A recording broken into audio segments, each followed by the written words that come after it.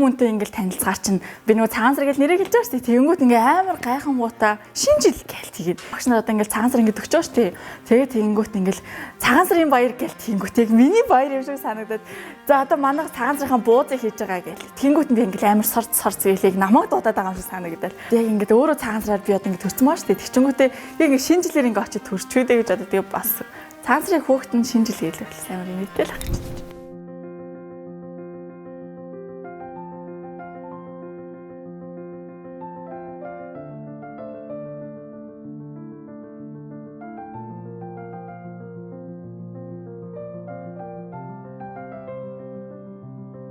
Намайг Отгон баярын цагаан сар гэдэг. За би одоо 21 настай. За Говьалтай аймгийн Чанман сувын уугуул. За тэгээд одоо эдгээр их сургуулийн Монгол хэл уран зохиолын ангийн 2 дахь курсын. Надад энэ нэрийг болохоор манай эмээ өгсөн баггүй юу.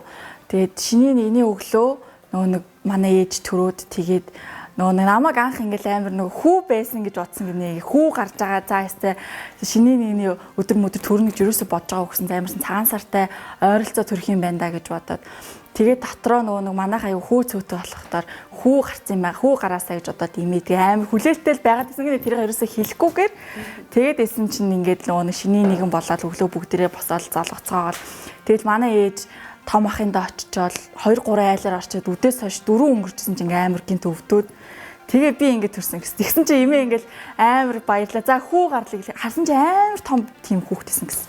Би чинь бүр 5 кг гар төрчихсэн чинь амар том төрөөд.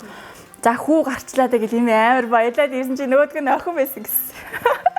Тэгэл эмээ одоо ямар нэр өгөх үү гэж бодоод тэгээ ер нь эмээ цагаан сар гэдэг нэр өгсөн гэж тэгж ярьдаг. Тэгээ ер нь би бол нэрэндээ бол амар дуртай, ер нь хайртай гэд нэг бэлэг дэмбэрлээ ботсон ч гэсэн цагаан сарын шиний нэгний өглөө айл болгон элбэг дэлбэг эдэн ундагаав дэлгэцэн айгуу сайхан байдаг болохоор энэ нэрэндээ бол айгуу дуртай.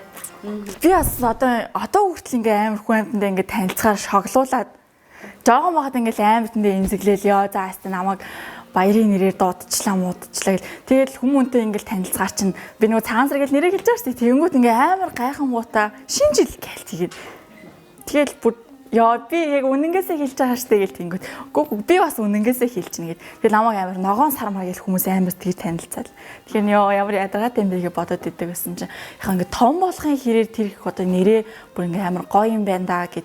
Хүн амьтандаа танилцахдаа амар гоё шүү. Цагаан сар гэл хэлж амар гоё. Тэгээ бас нэг юм содон нэртэй байхаар нөгөө хүнд амар хурдан нүдлэгддэг. Нэр амар хурдан ингээ цээжлэгддэг.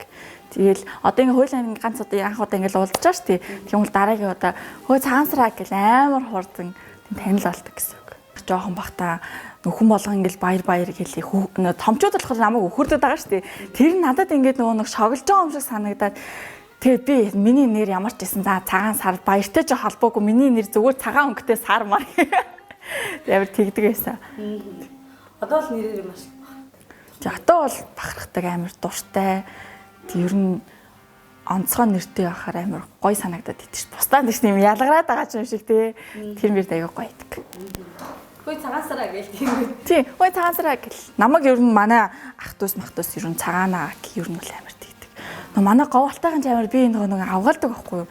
Тэгээд ихээр цагаанаа магаана. Тэгээд ер нь бол манай ээж мэж аамаа нэрээ ингээ бүтэн дуулж байгаа юм бол хүн ингээ бүтэн зайд явд юм аа. Тэгэхээр чи ингээ богино нэртэй битгий бай. Шууд ингээ цагаан сар гэдэг нэрээр дуудвал.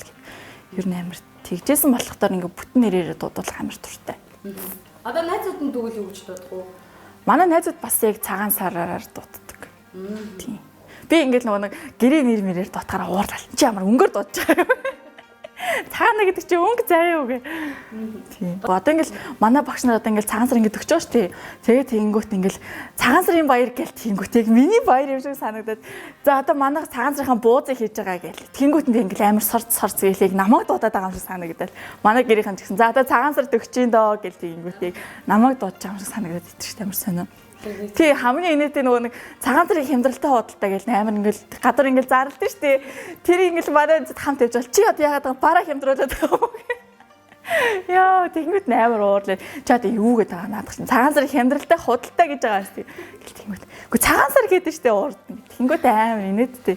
Ер нь тийм хөгжилтэй юмуд амар их болдгоо. Цагаан сарыг би бол Одоо манай үеийн бол цагаан сарыг нэг амар тийм онц биш гээд амар тэгдэг болчиход байгаа шүү дээ.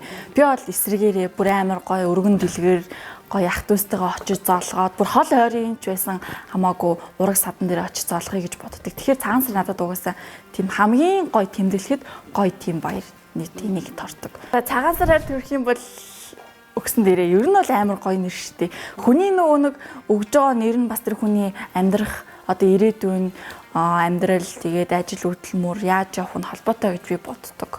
Тийм учраас цагаан сар бол гоё нэр шүү л гэж хэлээд. За үзэж байгаа нийт хүмүүстээ сар шиндээ сайхан шинэлээрэй гэж хэлээ да. За баярлалаа. Ер нь бол амар тэгдэг. Манай говьалтайхан чамаар би нэг авгалдаг байхгүй юу.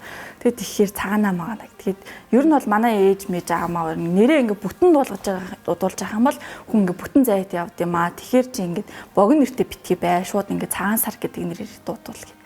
Ер нь амар тэгжсэн болохдоор ингээ бүтэн нэрээр дуудвал амар туртай. Одоо найзууд нь дүүл юу гэж дуудах уу? Манай найзууд бас яг цагаан сараар дууддаг. Тийм. Би ингээд нэг гэрээ нэр мэрээр дутахаараа уурлал. Чи ямар өнгөөр дуудаж байгаа юм. Цагаана гэдэг чи өнгө заяа үгүй. Тийм. Одоо ингээд манай багш нар одоо ингээд цагаан сар ингээд өгч байгаа шүү дээ. Тэгээд тэгэнгүүт ингээд цагаан сарын баяр гээл тэгэнгүүт яг миний баяр юм шиг санагдаад.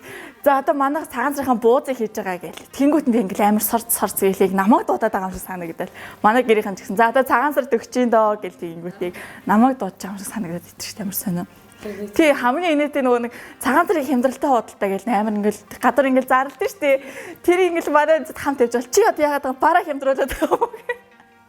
Яа тэгмэд амар уурлаа. Чи одоо юу гэдэг байгаа наадах чинь цагаан сарын хямдралтай худалдаа гэж байгаа шүү дээ.